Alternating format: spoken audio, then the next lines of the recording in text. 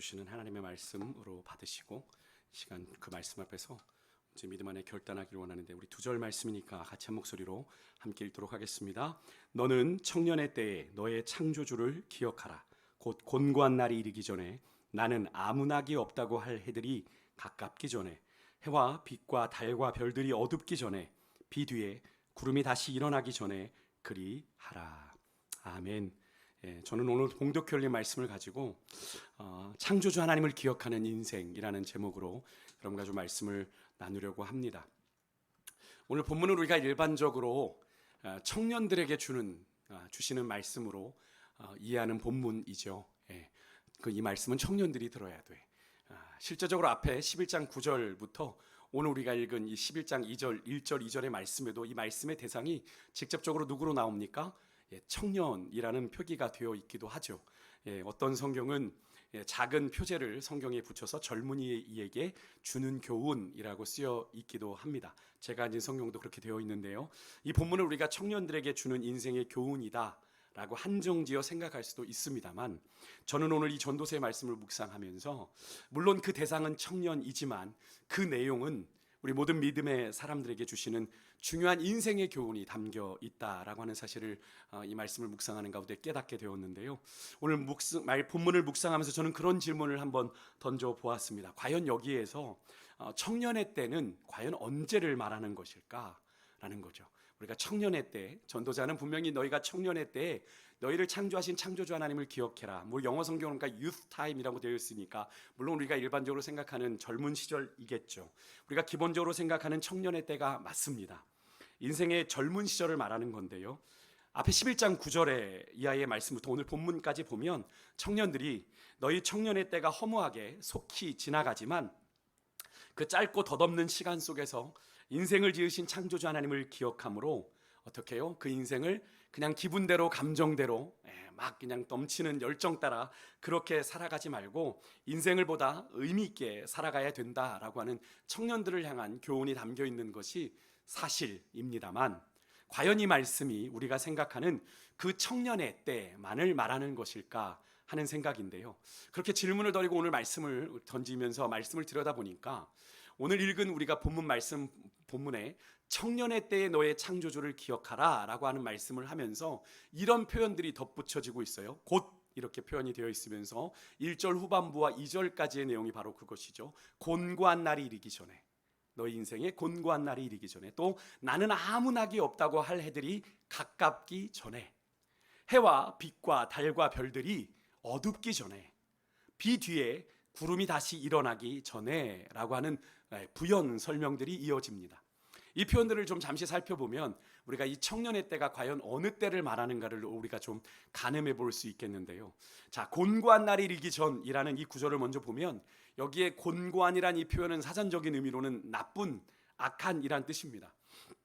그러니까 어떤 도덕적인 의미의 악한 것을 말한다기보다는 삶이 나쁜 걸 의미합니다. 삶의 상태가 나빠지는 걸 의미해요. 그러니까 불행하고 궁핍하고 고통스러운 삶의 상태를 의미한다고 보는 것이 좋겠는데요. 특히 우리가 노년에 느끼는 삶에 대한 후회, 또 아쉬움으로 인한 마음의 슬픔, 그런 고통의 상태를 말한다라고 얘기할 수 있겠습니다. 그러니까 노년에 우리가 가끔 이렇게 삶을 반추하고 돌아보다 이렇게 조용히 생각하다 보면 후회도 생기고 아쉬움도 생기고, 그로 인해서 그 후회와 아쉬움으로 끝나는 게 아니라 우울한 감정들이, 그죠? 슬픔이나 그런 고통스러운 감정들이 들 때가 있죠. 이런 상태를 보다 더 구체적으로 표현하고 있는 것이 바로 이어지는 구절인데요.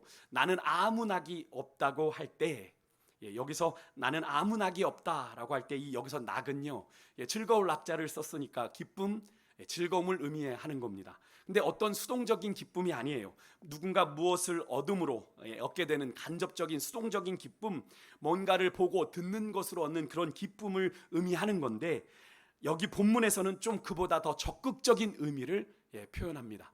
적극적인 기쁨을 표현해요. 다시 말해서 내가 의욕적으로 무언가를 시도하는 것, 또 적극적으로 무언가를 이루고자 도전하는 데서 얻는 기쁨이에요. 내가 뭔가 시도해 보려고 하는 데서 얻는 기쁨이죠. 그런 걸 해보다 보면 내가 새로운 도전에 새로운 기쁨을 느끼면서 내가 살아있다는 느낌이 들게 되는 그런 거 있지 않습니까? 그러니까 여기서 아무 낙이 없다라고 하는 표현은 결국 노년에 내가 느끼는 뭐예요? 내가 아무것도 할 수 없는 육신, 그죠? 내가 아무것도 도전해 볼 수 없는 그런 마음들, 노년에 느끼는 그런 슬픔과 외로움, 고통에 더해서 왠지 무기력함, 그죠? 아무 의욕조차 없는 그런 상태. 노년의 어르신들 그런 기분 많이 갖잖아요. 그죠? 내가 젊을 땐 다 할 수 있었는데 나이 먹고 나니 할 수 있는 게 하나도 없어요. 그래서 그런 가운데 그런 마음들을 느끼는 걸 말합니다. 어르신들 가끔 이렇게 말씀하실 때가 있죠. 다 필요 없다. 다 의미 없다. 뭐 이런 표현들 하실 때가 있어요. 참 인생이 가득, 인생에 대한 회한이 담긴 그런 말씀들을 하실 때가 있는데, 그런 상태를 말하는 거죠. 어떤 의욕도, 뭔가 더 해보려고 하는 그런 마음도 없는 그때, 나에게 아무 낙이 없다. 그냥 뭐 이렇게 뭐 좀 과격하지만 어떤 분들은 그냥 빨리 내가 죽어야지, 뭐 이렇게 말씀하시는 분도 있는데, 그런 상태를 말하는 거예요. 그런 때가 오기 전에 라는 거예요. 앞에 언급한 청년의 때와는 분명히 반대되는 노년의 때의 특징을 말하는 것이다 라고 얘기할 수 있지만, 여러분, 그 청년의 때와 노년의 때를 그렇게 단순하게 이때는 여기까지가 청년이요 여기까지 노년이라고 그렇게 나눌 수, 짝뚝 잘라서 나눌 수 있습니까? 아니죠. 그렇지 않습니다. 그래서 오늘 본문에서 말하는 이 곤고한 날, 아무 낙이 없다고 할 해란 이 표현은 조금 전에 말씀드린 것처럼 청년의 때와 대비되는 노년의 때의 특징을 넘어서는 그런 뭔가 복합적인 의미가 담겨 있는 표현인 거죠. 그러니까 조금 더 구체적으로 말씀드리면, 결국 누구나 한 번 사는 인생, 하나님이 주시는 기쁨을 제대로 발견하지 못한 채 무의미하게 흘려보내는 시간들, 그 시간을 후회하는 날들이라는 의미로 우리가 좀 해석해 볼 수 있겠습니다. 그러니까 결국 그렇게 인생을 내가 하나님 뜻대로 살아가지 못했지라고 하는, 그저 창조주 하나님을 인식하면 내가 하나님의 뜻, 하나님이 내게 주신 그 소명을 이루면서 살아야 되는데 그렇게 살지 못했네라고 하는 그런 후회가 우리 가운데 오기 전에 우리가 누구를 기억해야 된다는 거예요? 너의 창조주 하나님을 기억해야 된다라고 하는 말씀. 이것은 비단 청년의 때 인생의 황금기를 살아가고 있는 젊은 세대만을 향한 말씀이 아닌, 오늘 이 시대를 살아가고 있는 모든 인생들, 나이와 상관없이요, 나이와 상관없다는 말을 주목하십시오. 하나님이 주시는 인생의 참된 기쁨을 쫓아 살아가기 원하는 모든 인생들을 향한 하나님의 간절한 권면이요 당부다라고 말할 수 있는 거죠. 그렇다면 우리가 이렇게 생각해 볼 수 있는 거죠. 그렇게 후회하는 날이 이르기 전까지는, 더 이상 하나님이 주신 기회가 전혀 남아있지 않은 그런 마지막 날이 오기 전까지는 우리에게 아직 창조주 하나님을 기억할 수 있는, 날 향하신 창조주 하나님의 뜻을 따라 인생을 의미 있게 살 수 있는 기회가 여전히 있다라는 의미를 우리가 이 말씀 속에서 발견해 볼 수 있는 거죠. 그래서 조금은 비약일지 몰라도 우리를 당신의 거룩한 섭리와 계획 속에 창조하신 창조주 하나님을 우리가 기억하고 그분이 주시는 인생의 참된 의미, 기쁨을 이 땅에서 우리가 제대로 누리고 산다면, 그런 인생은요, 비록 육신은 낡아지고 후패해져 가지만 저는 이렇게 말할 수 있을 것 같아요. 영적으로 날마다 청춘, 날마다 청년이라고 말할 수 있다라고 하는 말씀이고요. 아직 하나님을 위해 살 수 있는 인생의 기회가 충분히 남았다라고 하는 의미라고 말씀드릴 수 있을 것 같습니다. 여러분, 이 사실을 믿으십니까? 우리가 하나님의 뜻을 이루며 살아갈 수 있는 기회가 남아 있으면 우리 모두는 영적인 청춘이에요. 뒤에 이어지는 2절의 말씀도 마찬가지인데요. 해와 빛과 달과 별들이 어둡기 전에, 비 뒤에 구름이 다시 일어나기 전에 라는 이 표현은 당시에 팔레스타인 기후와 관련해서 우리가 이 말씀을 좀 이해해 봐야 됩니다. 그 당시 이스라엘이 있던 그 팔레스타인 지역, 가나안 지역을 말하는 거죠. 대개 인생의 노년기가, 여러분, 봄, 여름, 가을, 겨울 어디에 비유됩니까? 겨울에 비유되죠. 그래서 인생의 겨울이 오기 전에 이런 표현을 우리가 종종 쓰는데, 이 팔레스타인의 겨울은 여러분이 아시는 것처럼 뭡니까? 건기입니까? 우기입니까? 우기입니다. 이 팔레스타인 지역은 이 겨울에 한 3, 4개월 정도만 비가 내리는 우기다라는 말씀을 드렸어요. 이 시기에는 해가 구름에 가리워서 해 빛이 흐려지고 달이나 별들도 잘 보기 어려운 그런 상황을 여러분 떠올리시면 될 것 같은데, 그래서 이 표현은요, 이 해와 빛과 달과 별들이 이렇게 어둡기 전에라는 이런 표현은 노년에 우리가 신체적으로, 의지적으로 우리의 몸이 쇠약해져 가는 그런 신체적인 현상을 그렇게 이렇게 기상에 빗대어서 표현한 것입니다.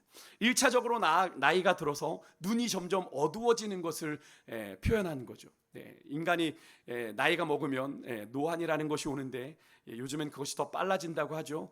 저도 노안이 왔는데 그런 걸 묘사하는 겁니다. 그런데 이것이 단순히 여러분 육신적인 눈의 시력만 쇠약해져 가는 걸 말하는 것일까요? 그게 아니라 성경에서는 눈은 뭐라고 얘기를 하냐면 마음과 영혼의 창이다 라고 말을 하고 있고요. 사무엘상 3장에 보면 엘리 제사장, 나이 먹은 엘리 제사장이 사무엘은 듣는 그 주님의 음성을 엘리 제사장은 듣지 못하는 것을 보면서 그의 눈을 가리켜서 그의 눈이 멀었다라고 얘기했을 때 그 눈은 뭐를 말하냐면 영적인 분별력을 의미합니다. 또 사무엘상 16장에 보면 사무엘 앞에 선 다윗의 경우 눈은 사람의 내면에 있는 열정과 의지를 나타내요. 그러니까 눈이라는 게 다행히 그냥 육신적인 눈으로만 끝나는 게 아니라 우리의 마음에 있는 영적인 분별력, 또 우리 안에 일어나는 여러 가지 열정, 의지를 나타내기도 하는데, 그래서 눈이 맑은 사람은 삶에 대한 열정이 있죠. 삶에 대한 의지가 확고한 것을 볼 수 있는데, 여기서 눈이 어두워진다라는 건 육신적인 눈이 쇠약해지는 것뿐만 아니라 영적인 분별력을 잃어버리게 되는 것, 또 거룩하고 또 순결한 삶에 대한 삶의 열정, 의지마저도 약해지는 것을 의미합니다. 그러니까 성경은 그런 우리의 의지, 그런 결단, 열정이 다 약해지기 전에 무엇을 해라? 우리가 할 수 있을 때 우리의 인생을 창조하신 창조주 하나님을 어떻게 해라? 기억해라. 기억해도 내 의지와 내 결심으로, 내 열정으로 안 될 때가 온다는 거죠. 그죠? 눈이 다 멀어버리면 내 의지와 결단으로 안 되는 때가 오는 거예요. 아무리 창조주 하나님을 기억한들 뭐합니까? 할 수 있는 게 없는데. 다음으로 뒤에 구름이 일어나기 전이라는 표현이 나오죠. 조금 전에도 말씀드렸지만 팔레스틴 지역은 겨울에 우기인 현상을 통해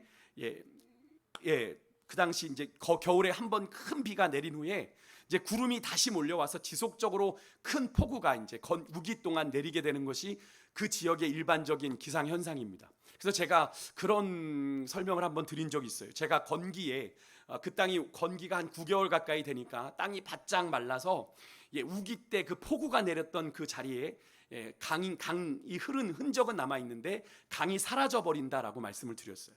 그 강으로 생긴 건기에 물 없는 그 흐름의 그 지역을 가리켜서 제가 전문 용어로 뭐라고 부른다고 했는지 혹시 기억하십니까? 기억하지 못하셔도 괜찮습니다. 그것을 와디라고 합니다. 와디. 그래서 겨울에는 분명히 그쪽에 물이 흘렀는데 한 9개월 동안 비 한 방울 안 오고 뜨거운 태양에 그곳이 있다 보니까 물이 다 말라버리고, 여러분 그곳에 이제 그냥 물이 흘렀던 흔적만 남는 것, 그것을 와디라고 이야기하는데, 여러분 시편 126편 4절에 보면 남방 시내들 같이 이스라엘의 포로들을 하나님 돌려주십시오라고 얘기했을 때, 그래서 남방이 이스라엘 그 팔레스틴 지역의 남쪽에 네게부 사막 지역을 말하거든요. 네게부 사막 지역. 그 사막 지역에 얼마나 뜨겁겠어요. 물이 잠깐 흘렀다가도 그 뜨거운 태양 아래 그 물이 흘렀던 지역이 다 사라지겠죠. 그런데 우기가 되면 어떻게 되는 겁니까? 그곳에 갑작스럽게 물이 흐르게 되는 것처럼 하나님의 구원의 역사가 그렇게 순식간에 임할 수 있다라고 하는 것을 제가 말씀드린 적이 있는데 여러분 기억이 나실지 모르겠어요. 그리고 또 마태복음 7장 26절에 보면 예수님께서 모래 위에 지은 집을 지은 사람을 가리켜서 뭐라고 말씀하셨어요? 어리석은 사람이라고 얘기하셨고, 반석 위에 집을 지은 사람을 지혜로운 자다라고 말씀하셨는데, 여러분 이 예수님의 비유에서 사람들이 예수님의 이 비유를 들었을 때 모래 위에 지은 집은 어디였을까요? 바로 이 와디 지역에 와디 지역에 집을 지은 사람을 말하는 거예요. 물이 흘러갔던 그 지역에 지금은 모래밖에 없으니까, 그죠? 물이 흘렀던, 지금 뭐 물이 흐르지 않으니까 거기다 집을 지어 놓는 거죠. 그런데 거기 갑자기 우기가 돼서 비가 내리면 어떻게 되는 겁니까? 모든 집이고 뭐고 다 쓸려 내려가게 되는 것. 그러니까 그런 자는 어리석은 자다. 말씀을 하시는 거예요.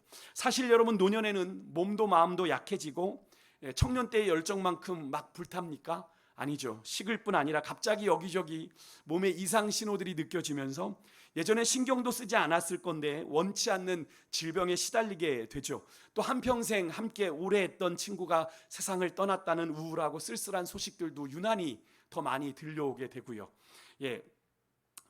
폭우 이후에 밀려드는 그런 먹구름처럼 인생에 자욱하게 그런 소식들이 들려오게 마련이죠. 참 신기하게도요, 감당하기 힘든 슬픈 일들로, 또 고달프고 곤고한 일들로 심신의 괴로운 시간들을 보내게 되는 것이 노년인 것 같습니다. 좋은 소식들이 들려오기보다는 그런 안 좋은 소식들이, 슬픈 소식들이 자꾸 들려와요. 누가 이렇게 어렵대, 뭐 누가 이렇게 망했대, 누가 이렇게 죽었대, 누가 이렇게 사고가 났대, 이런 소식들이 유난히 노년에 많이 듣게 되죠. 그런데 정말 여러분, 이런 현상이 노년에만 나타납니까?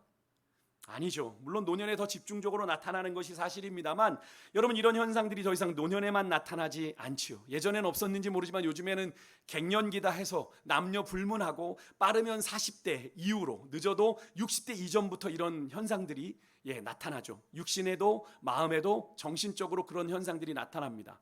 그런 날들이 오기 전에, 그럼 그런 날들이 오기 전에 오늘 전도자는 우리에게 뭐라고 말해요? 무엇을 하라고 말해요? 너를 창조하신 창조주 하나님을 기억해라 라고 말씀하고 계시는 겁니다. 여러분, 우리가 함께 읽은 이 본문에 오늘 이 전도서를 기록한 이 솔로몬이, 여러분, 이 책을 통해서 말하고 싶은 진심이 여기 다 담겨 있는 거예요. 여러분, 왜 솔로몬은요 그렇게 창조자이신 하나님을 기억하라고 이렇게 청년들을 향해, 또 인생들을 향해 그렇게 간절하게 당부하고 있는 것일까요? 그것은 바로 우리 인생의 참된 의미가 우리를 창조하신 창조주 하나님에 의해서, 그 하나님 안에서만 발견될 수 있기 때문이에요. 이게 무슨 말입니까? 사실 전도서를 1장부터 12장까지 다 읽어보신 분들은 아시겠지만, 전도서를 기록하고 있는 논조가 어떻습니까? 상당히 허무해요. 허무한 듯 읽혀집니다. 사실 1장 2절에 보면, 전도서 1장 2절에 보면 전도자가 이르되 헛되고 헛되며 헛되고 헛되니 모든 것이 헛되도다. 이거 말 들으면 정말 인생이 다 덧없는 것 같아요. 그죠? 그리고 1장 9절에 보면 이미 있던 것이 후에 다시 있겠고 이미 한 일을 후에 다시 할지라 해아래는 새 것이 없나니 라고 말씀을 하세요. 전도자 솔로몬은요, 우리 인생이 그 자체, 인생 자체만으로는 너무나도 허무하고 덧없다라고 말을 합니다. 그리고 9절에 본 것처럼 해 아래는 새 것이 없다라는 말에서 우리가 확인할 수 있는 것처럼, 우리 인생은 그저 과거를 반복하는 인생을 살고 있죠. 문화가 발달하고 문명이 발달했다고 하지만, 여러분, 성경을 보아도, 인류의 역사를 보아도 역사는 반복되고 있습니다. 그래서 서양 속담에도 history repeat itself라는 표현이 있는 거예요. 역사는 그 자체로 반복되고 있다라고 하는 것이 다른 의미가 아닌 거죠. 성경을 보아도 그 이스라엘 백성들의 그 범죄함을 오늘 이 시대를 살아가는 우리가 똑같이 반복하고 살아가고 있잖아요. 역사는 반복되고 있는 거예요. 그것뿐입니까? 우리가 시편 90편 10절의 말씀처럼 우리의 연수가 70이요 강건하면 80이라도 우리 연수의 자랑은 뭐예요? 오래 살았다는 것의 자랑은 뭐라고 그래요? 성경은 수고와 슬픔뿐이요 신속히 가니 우리가 날아가나이다. 인생이 참 순식간에 지나갑니다. 저도 정말 젊은 시절이 있었던 것 같은데, 엊그제 같은데 벌써 50을 앞두고 있어요. 정말 세월이 신속히 갑니다. 이런 시편 기자의 고백처럼 우리 인생은 신속히 날아가 어느 시점에 끝날 버릴 그런 허무한 인생이죠. 이번 여러분, 포항의 흰남노 태풍 피해 사태를 한번 보십시오. 흰남노 태풍 당시에 지하 주차장에 엄마와 아들이 차를 빼려 내려갔다가 갑자기 물이 차오르면서 한계의 순간에 엄마가 아들을 내보내면서 너만이라도 살아야 된다고 외쳤고, 아들은 그런 엄마를 향해 사랑한다고 고백하고 키워주셔서 감사해요, 마지막 인사를 하고 헤어졌는데, 그런 엄마의 간절한 바람, 아들만은 좀 살기를 바랬던 그 바람과는 다르게 누가 살았어요? 엄마는 살고 이 중학생인 아들이 죽고 마는 그런 안타까운 상황을 여러분이 아마 뉴스나 인터넷 기사를 통해서 보셨을 텐데요. 여러분, 그 죽은 아들, 중학생 아들의 입관 예배를 다녀온 그 교회 성도님이 올린 글을 어떤 집사님이 저에게 보내주셔서, 그 아들을 잃은 엄마가 고백한 간증을 읽게 됐는데, 참 또래 아들을 둔 부모로서 마음이 너무나 아프기도 하면서, 그런 상황에서도, 그 처절한 상황 속에서 그 정말로 생떼 같은 아들을 잃어버린 그 중학생 아들 얼마나 눈에 밟히겠어요. 그 아들을 잃은 상황 속에서도 이 엄마가 하나님의 신실하심을 여전히 붙잡는 그 어머니의 믿음을 적은 그 글을 보면서, 이 어머니의 믿음이 정말 대단하다라는 생각을 하기도 했는데요. 그러면서 그 글을 보내주신 집사님이 저한테 이런 말을 하시더라고요. 인생이 뭐 있나 싶습니다, 목사님. 이것을 보면서 인생이 뭐 있나 싶습니다 라는 그 집사님의 한마디가 참 제 마음에는 울림이 있었는데요. 여러분, 그렇습니다. 우리 인생이 그래요. 무언가 스스로 새로운 것을 만들어내지도 못하며 과거의 것만을 반복하다 결국 흘러가는 시간 속에 자신도 모르는 어느 시점에 소멸되어 버릴 우리 인생이, 여러분, 너무나도 덧없기에 성경에서는 그런 우리네 인생을 가리켜서 아침에 피었다 저녁에 지는 불풀 같다라고 얘기하고 잠깐 보이다가 없어지는 안개 같다라고 비유했던 것 아닌가라는 생각을 해보게 되는데요. 그런데 여러분, 우리 사는 인생이 그렇게 허무한 것뿐일까요? 여러분, 우리 주님이 이 땅에 우리를 보내시고 살게 하신 이 인생이 그렇게 의미 없이 허무하게 살라고 우리를 이 땅에 보내신 걸까요? 여러분, 만약 그렇다면 이 전도서가 기록될 이유가 없었겠죠. 그리고 인생을 아무것도 아니라고 주장하면서 사람의 노력, 수고, 진실에 아무런 가치를 지니고 있지 않다고 말하는 세상의 수많은 허무주의자들, 회의주의자들, 또 염세주의자들 같은 무신론자들의 주장이 아마 더 옳다고 우리는 생각할 수 있을 거예요. 하지만 여러분, 인생은 그렇게 허무하게 끝나거나 무의미한 것으로 치부할 수 없는 소중한 것이죠. 왜냐하면 그런 우리 인생을 지으신 하나님이 우리 인생을 그렇게 만들지 않으셨거든요. 그 하나님은 참되시고 여러분 영원하시고 완전하시고 여러분 진리 그 자체이시기 때문에 그래요. 여러분, 그 주님은 제한된 해 아래 사는 인생과는 다르게 여러분 무한하신 하나님이시고요. 여러분, 허물 많고 죄 많은 이 해 아래 인생과 달리 완전히 선하신 분이시고요. 전혀 새롭지 못한 것에 둘러싸여서 사는 이 해 아래 인생과는 달리 우리 하나님은 모든 것을 새롭게 창조하시며 항상 새롭고 늘 새로우신 분이기 때문에 그렇습니다. 무엇보다도 여러분, 우리를 구원하시고 당신의 책한 자녀 삼으신 우리 아버지 하나님은 너무나 선하시며 인자하신 분이기에 그 하나님은요, 당신을 찾는다, 당신의 구원을 바라는 자, 당신께 기도하며 간구하고 부르짖는 자를 절대로 버리지 않으십니다. 그런 자들에게 그들에게 구원을 베푸시고 삶의 소망을 주시고 온갖 새로운 은혜를 베풀어 주시기 때문에 여러분, 우리의 인생이 허무하지 않은 거예요. 그렇기 때문에 우리의 인생은 오로지 살아계신 창조주 하나님을 온전히 만날 때 우리 삶 가운데 진정한 삶의 의미, 삶의 소망을 발견하게 되는 줄 믿습니다. 어제나 오늘이나 영원토록 동일하신 그 신실하신 하나님 안에 우리가 온전히 거할 때 여러분, 우리 인생이 그냥 죽을 날만 기다리는 그런 인생이 아니라 영원히 우리가 주와 함께 산다고 우리가 사도신경마다 고백하잖아요. 영원히 사는 것을 믿사옵나이다. 여러분, 그것을 주문처럼 외우지 마시고 영원히 주와 함께 살 자로 이 세상을 우리가 살아가게 되는 것이고요. 전혀 새롭지 않은 이 해 아래 인생에도 전혀 새로운 피조물로 다시 창조되는 그 은혜를 우리가 날마다 경험하게 되는 겁니다. 어떻게 할 때? 그 주님 안에 우리가 온전히 거할 때. 그래서 우리가 암송하기도 하는 이 고린도후서 5장 17절의 말씀, 절대로 우리가 쉽게 암송하는 것처럼 그렇게 간단한 약속이 아니에요. 엄청나게 놀라운 약속이 이 말씀 속에 담겨 있는데 우리 화면을 보고 좀 같이 여러분 읽어보실까요? 여러분 있는 자리에서 같이 읽으시겠어요? 시작. 그런즉 누구든지 그리스도 안에 있으면 새로운 피조물이라. 이전 것은 지나갔으니 보라 새 것이 되었도다. 아멘. 믿으십니까? 여러분, 이 약속의 말씀에는 해 아래에 인간인 우리가 만드는 절대 새로운 것일 수 없는 그런 새로움이 아닌 온 세상 만물을 창조하시고 새롭게 하시는 그 창조주 하나님이 우리 인생들을 어떻게 하신대요? 새롭게 하신대요. 새롭게 하심으로 우리가 어떤 존재가 되었어요? 새 것이 되었다라고 주님은 선언하고 계시는 거예요. 보라 새 것이 되었도다.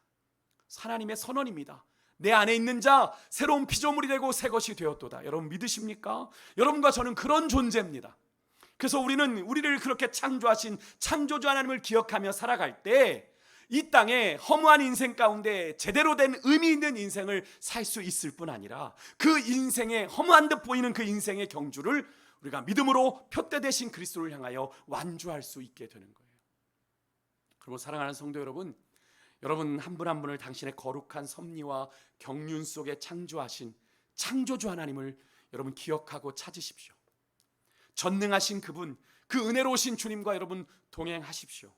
명철이 한이 없으시고 피곤함이 없고 곤비치 아니하시는 그 영원하신 그 하나님을 여러분 함께 모시고 여러분 인생의 길을 걸어가십시오. 그렇게 할 때 여러분의 삶은 해 아래에서 썩어질 육체를 안고 점점 죽음을 향해 소멸해가는 그런 허무한 인생, 절망적인 인생이 아닌 해보다도 더 밝은 영광을 향해 나아가는 인생으로 영원하신 하나님과 동행하는 삶, 궁극적으로 영원하신 하나님과 연합하는 복된 삶으로 세워져 가게 될 줄 믿습니다. 여러분의 인생에 참된 의미를 발견하십시오.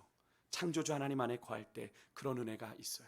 여러분 마지막으로 당부드립니다. 세상에서 또 사람에게서 여러분의 존재의 의미와 이유를 찾지 마십시오. 인간인지라 자꾸 세상에서 내 의미를 찾고 싶고 사람에게서 내 존재의 의미를 찾고 싶지만 여러분 그렇게 찾지 마십시오. 사람도 변하고 세상도 변합니다. 하지만 변치 않는 주님 안에서 여러분의 존재의 의미와 이유를 찾으십시오. 그러할 때 그분 안에서 새롭게 된 참된 나의 존재의 의미를 깨닫게 되고 그 존재에 걸맞는 인생, 주님의 능력 가운데 살게 되는 겁니다. 오늘 그 소망 가지고 우리가 함께 기도의 자리로 나아가길 소망합니다. 우리가 아까 불렀던 찬양인데요, 여러분 고단한 인생길 우리가 이 또한 지나가리라. 예수님이 나와 늘 함께 하십니다. 믿음의 눈 들어 우리가 세상을 바라봄이 아니라 뒤돌아봄이 아니라 주님 바라봅니다. 주님 도와주십시오. 내 삶을 향한 내 삶의 시간 속에 주님의 뜻 알게 해주십시오. 이 찬양의 가사 하나하나가 여러분과 저의 믿음의 고백 되기를 원하고요. 그렇게 찬양하며 우리 기도의 자리로 나아가겠습니다.